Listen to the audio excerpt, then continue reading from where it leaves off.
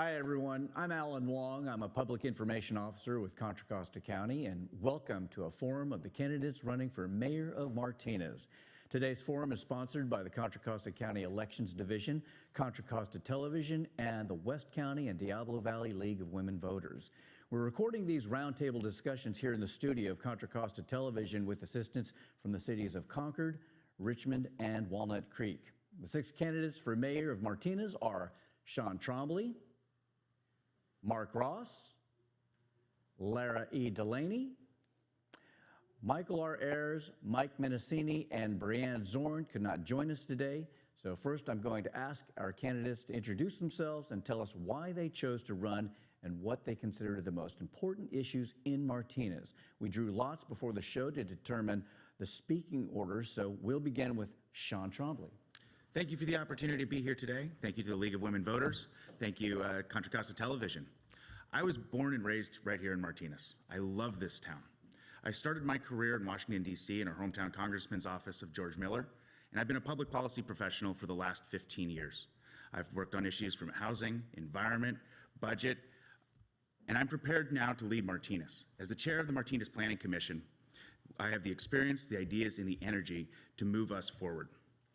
Our city council has been stagnant for a very long time. We've had a lot of the same challenges that we've heard about over and over and over again, whether it's the waterfront, whether it's our downtown area, whether it's open spaces. These challenges are still with us today, and we have not been able to overcome them. I'm looking forward. I'm looking to the future. The status quo isn't acceptable anymore, and we have to fight forward with new ideas, vigorous energy, and efforts to sustain our downtown for the long term. Things are not always as rosy as they seem, and I'm looking forward to speaking with my colleagues here, debating these issues, and figuring out how we're going to lead Martinez going forward. Thank you for your time. Thank you, Sean. Mark Ross? Yes. Hello, my name is Mark, and this too is my hometown, and I'm the most experienced and I think most innovative council member that we have. And I'll be humbly asking for your vote today, but also I'm going to be listing a lot of accomplishments, so I hope that my humility still comes through as I tell you all the things that I've been doing to improve our hometown and make a nice place even better. First thing I want to bring up is I recently, at my insistence, brought the issue of a woman's right to choose to the forefront and asked our city council to affirm a woman's right to choose. Now, I'll be delineating other issues and other projects and initiatives that I have started, but that one is foremost in my mind because I think that our individual rights in Martinez go hand in hand with the feeling of safety, being welcome, and us being a community. After my long tenure on the city council, the one thing I've learned is in my hometown, people love it because that sense of community that Martinez is so vital to everybody enjoying living here.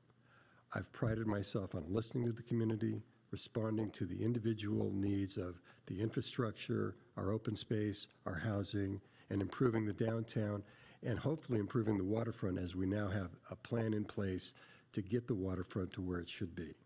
But the main thing that affects everybody's individual lives, the streets, the parks, the individual delivery of services like water and police services are the things that city government has to accomplish and accomplish well.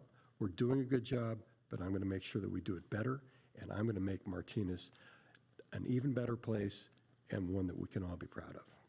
Thank you, Mark Ross. Lara Delaney. Thank you, and thank you to the League of Women Voters for this forum. I believe I'm uniquely qualified to be the mayor of Martinez. I have a master's in public policy, and I have a 29-year career in government administration. I've served 6 years as a senior regional planner in San Joaquin County and 24 years with Contra Costa County, where I serve as a senior deputy county administrator.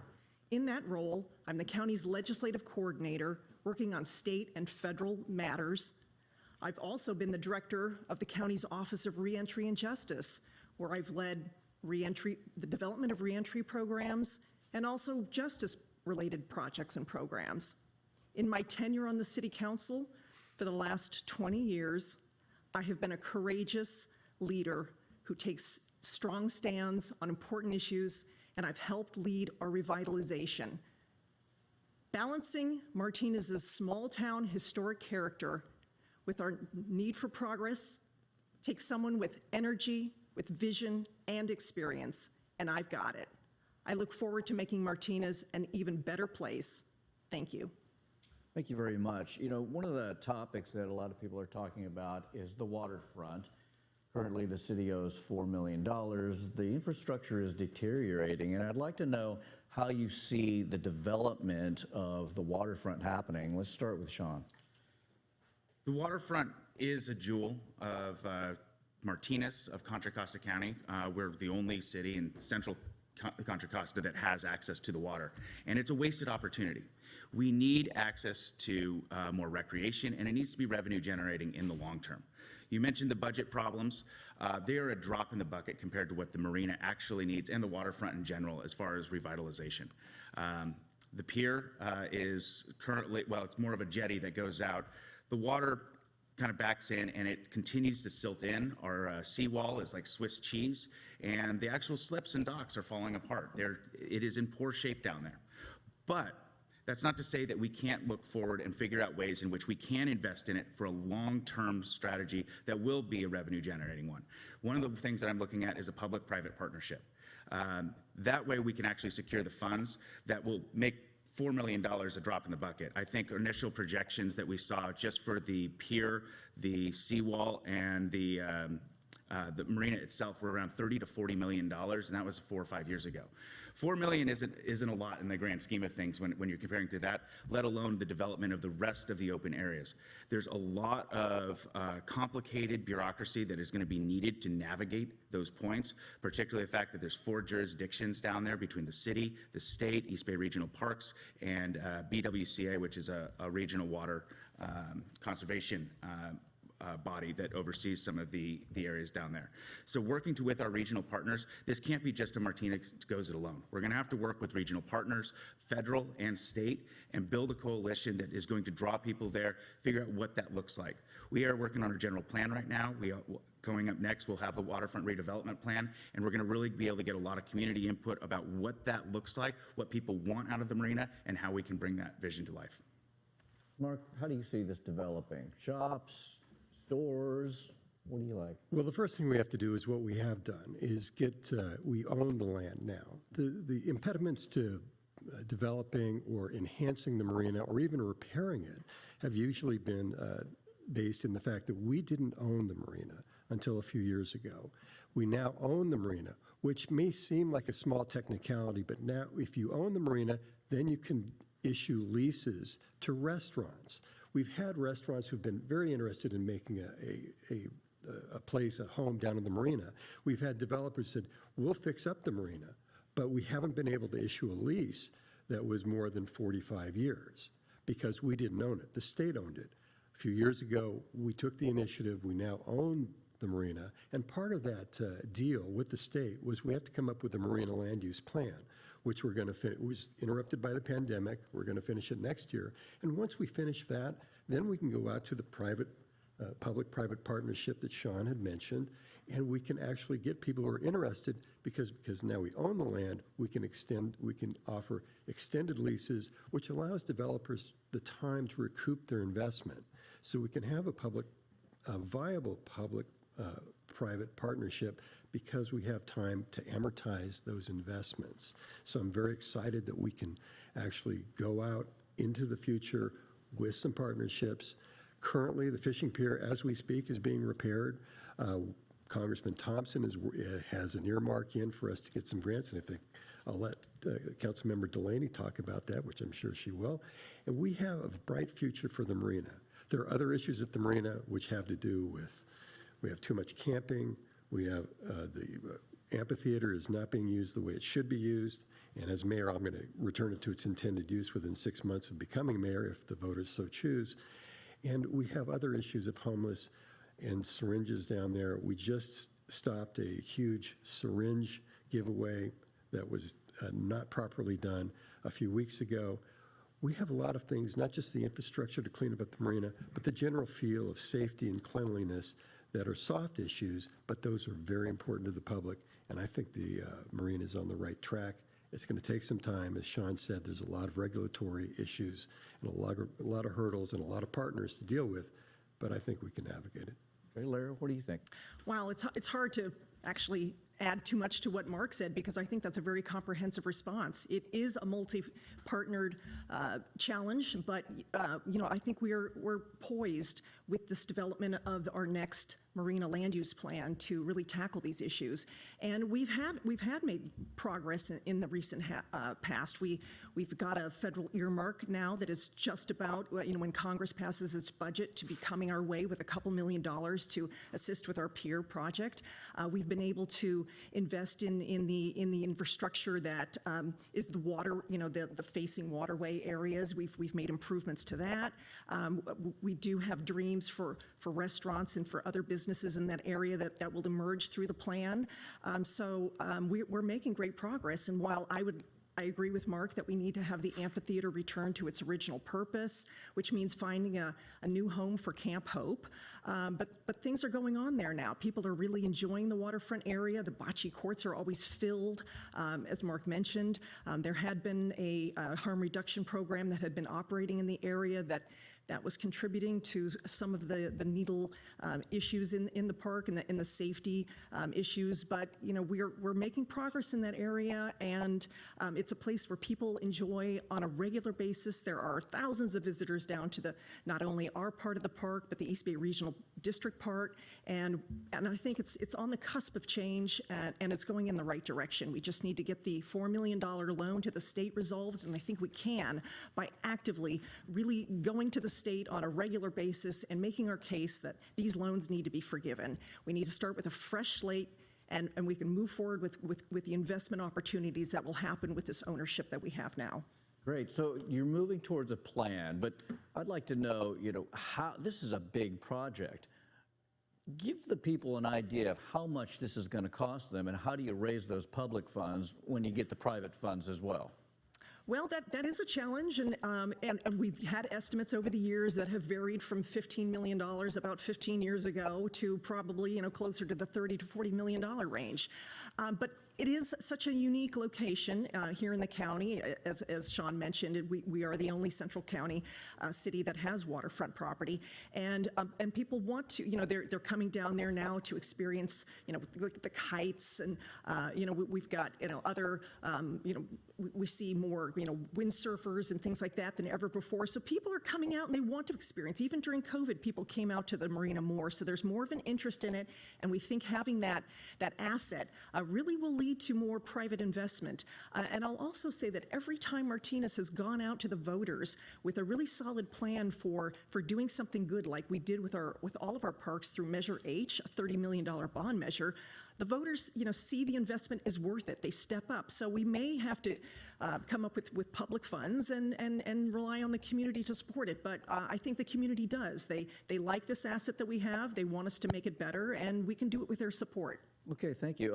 Another topic to bring up with the marina is public safety. You talk about some homeless issues down there and the rising crime in Martinez. What's the solution, Mark? Well, Martinez is among the top 50 safest cities in California, and that's the 2022 ranking. And if I'm elected mayor, I want to keep that ranking, and I want to actually go higher up in that ranking. Crime and the perception of crime and safety is a very individual feeling. And I want everybody to feel that Martinez has one of the best police forces. We do. We have one of the more progressive police forces and modern police forces. We do, and I've been very advocating for that all along. And I'm very excited that the fact that we're going to increase our staffing. We're down like other police forces, or Antioch's now giving $30,000 to entice people to come. It's very tough to get police officers hired now, and it's going to be my goal to make sure that we have a fully staffed police officer. I'm not going to tell you how down we are, because I don't want the criminals to know how shorthanded we are, and used to be in the sheriff's office. You just don't want to tip people off, but we're doing pretty good in that regard, because we've been in the top 50 safest cities in California. I want to keep us there. I work closely with the police, and I think that we have areas that we can improve on in terms of service, delivery of service with the police. Downtown has been a concern of people, but I see market improvement of the marina, as we just talked about. We have people camping down there, and we have people sleeping in bushes. That is not compassionate, and that is not right. The marina should not be a KOA campground, and I don't think it's compassionate to have people sleeping in the bushes in the downtown or anywhere around town. That's not compassionate. Martinez has been a compassionate town, but we have to have boundaries, because with those boundaries, people feel safe. Okay. Sean, is it a matter of perspective, or is it a real issue for everyone? I think there's some real issues. We've talked to some business owners downtown with busted windows. It's scary for folks when it happens on a farmer's market day and, a window shatters at a business. And one of the challenges that we're facing, though, is that, as Mark said, we don't have a fully staffed police force right now. But we're also one of the lowest paying police forces in the region, and it's been a long-term problem for us. In 2018, I chaired the Measure X campaign, which gave our police officers a raise, and it brought parity to our police department. And immediately after, a lot of other cities and our neighbors raised their wages again, and we're once again bottom of the barrel. So we spend a lot of time training our police officers, who then go pursue jobs in other cities. And that's a very, very expensive way to run a police department. So we've got to figure out not only how do we attract them, but how do we retain them in the long run. So yes, perception is very much a part of it, but we have to be able to have a constant presence with police officers in areas that we know are well trafficked, where people like to visit, and make them feel safe. Thanks. Larry Delaney, how do you see the crime situation in Martinez? Well, as Mark mentioned, we are a very safe city, and I think that's what attracts officers to come to Martinez, that they know they're not going to be subjected to the kind of crime that other jurisdictions around us face. While we do have challenges with property-related crime, the personal crime is a very low rate in Martinez. It's a community that, people form a lot of neighborhood watches, they look out for each other.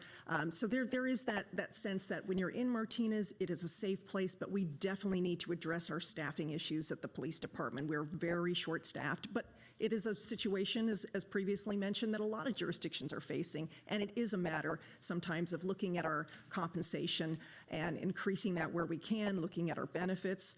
We've got a great force. It is a very kind of family-oriented force of officers there that enjoy working for the city, but at this point, they are really stretched, with required overtime because of the slim staffing. But I think with a new chief, and we're actively recruiting for one at the moment. We have an interim chief in place, and we're also down a captain who moved over to another agency as the chief, and we wish her all the best. It was great having Captain Johnson with us, but we really need to focus on getting a great chief on board who knows the community really well and wants to really cultivate and grow a great police force. Other than that, we always hear that people want to see the police out and about, particularly in the downtown, walking the beat. We have created a kind of substation in the fact that the city has leased space right on Main Street to provide an additional presence. And when we get back up to full force, we can have that kind of, walking around presence that the shop owners would really appreciate. Yeah, Martinez really is a great city, but like every other city, housing and affordability is an issue. You all are working on a general plan. I'm going to let Lara start off with this, address this question next. How do you see the best way to update the general plan right now?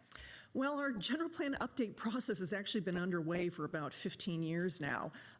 Our general plan is 49 years old, and it's a very time-consuming and very expensive process. But we began many years ago. We established a task force of about 20 community members to kind of guide and lead the process. And although the progress was slowed over the periods of the last decade because of things such as litigation, we faced litigation over open space and over property that was transforming from a recreational open space designation to housing. So we've had interruptions in the process, but we've undertaken active work in this, and we're moving forward. And to a lot of people, the pace that we're at now is actually too quick. And we've been requested a lot recently to draw it out even more to give people opportunities to participate and to comment. But we are running up against certain deadlines. The state has, for our housing element, defined deadlines that we have to meet.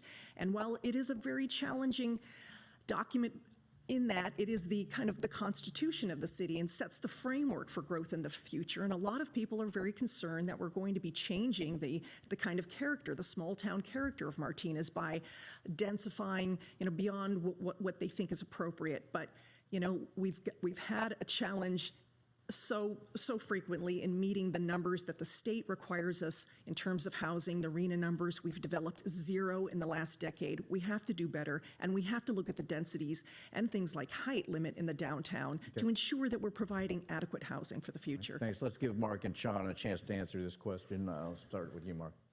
Thank you, Alan, and a very good answer by Councilmember Delaney. I've been a proponent of both housing and open space. I'm a real estate broker by profession, and I'm also a property manager. I get a unique view as a property manager of how affordable housing can be. It's tough seeing kids who have to scrape together the money to pay, $1,800 to $2,000 for a one-bedroom apartment, and I see the wages that they get, which are abysmally low. So how do you solve that problem? We can't, we don't control interest rates. We're not developers. We want to attract developers. So how do we do that? Well, we make opportunities available. We have that opportunity now with our general plan update and the housing element next year to make things just a little easier and streamline the process so people can build more affordable housing. But there are people that are concerned that we're going to be too dense and that we're going to impinge on open space. I'm somebody who has a record of believing that you can do both. I've been for housing, obviously, and I helped negotiate the 50-50 compromise on Pine Meadows, 50% housing, 50% open space, with the help of the council. I also did the mail campaign in conjunction with the volunteers that walked door to door to get Alhambra Highlands, a 297-acre open space, from being developed into multi-million-dollar housing. So I believe there's a balance. We can get to that goal in Martinez. Okay, Sean? Yeah, as we mentioned, the general plan is very much a constitution for the city and how we go, and we're running up against the housing element deadline. There's still more steps that we have to take. We're going to have our zoning update that we have to do and all of our specific plans throughout the city, that whether it's the downtown specific plans or other areas of the city, housing is a core function of that. And we want to make it so it's affordable for young people and family members to live where the rest of their family is. Also where teachers and other public service workers and workers in general can live where they work also. Martinez has always been much more affordable than some of our surrounding regions, but it's rapidly getting out of reach. ADUs are a great way to solve some of these problems by getting more housing on existing lots to keep, once again, families together.